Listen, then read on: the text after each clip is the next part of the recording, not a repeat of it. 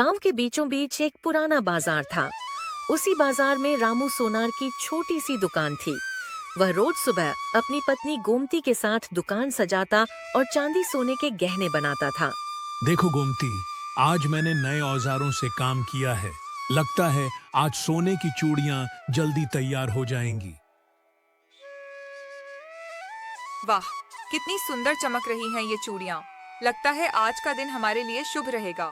हाँ, अगर आज अच्छी बिक्री हुई तो मैं तुम्हारे लिए एक रेशमी साड़ी खरीद दूंगा। मुझे साड़ी नहीं चाहिए, बस इतना चाहिए कि तुम शाम को भूखे प्यासे मत लौटो। तुम्हारा चेहरा देखकर ही तो मेरा दिन बनता है। रामू मन लगाकर काम करने लगा, लेकिन पूरे दिन में एक भी ग्राहक नहीं आया। शाम को जब दुकान बंद करने लगा तो उसकी आंखें नम हो गईं। लगता है आज भी दिन खाली चला गया। अब घर जाकर गोमती को क्या कहूँगा। उसी समय पास से एक बूढ़ा साधु गुजरा। उसके हाथ में लकड़ी की छोटी सी पेटी थी। बेटा, तुम बहुत चिंतित लग रहे हो, क्या बात है? क्या बताऊं बाबा, कई दिनों से कोई गहना नहीं बिका। दुकान का तेल खत्म हो गया, औजार टूट रहे हैं। तो फिर यह पेटी ले लो। इसमें 3 औजार हैं, एक हथौड़ी, एक चिमटी और एक सांचा। ये साधारण नहीं, जादुई औजार हैं।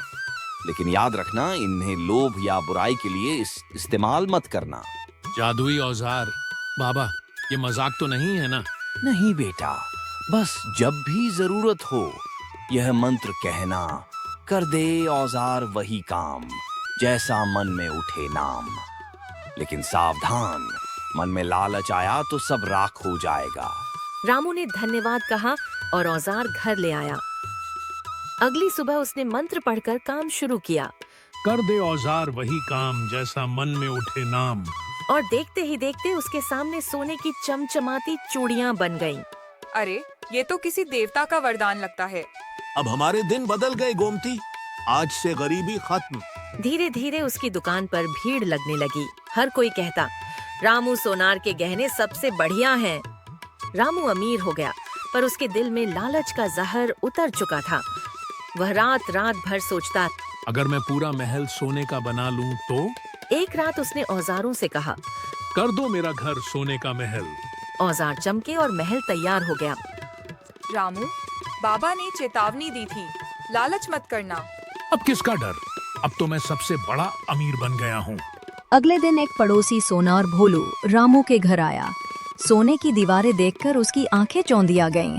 अगर मुझे भी वो औजार मिल जाए तो मैं राजा बन जाऊं। रात में वह चोरी से औजार उठा ले गया।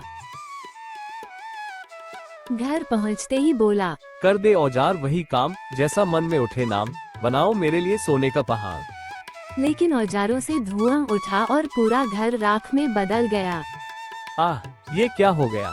औजार गायब हो गए और उस राख में से आवाज आई, लालच का अंत सदा विनाशी होता है।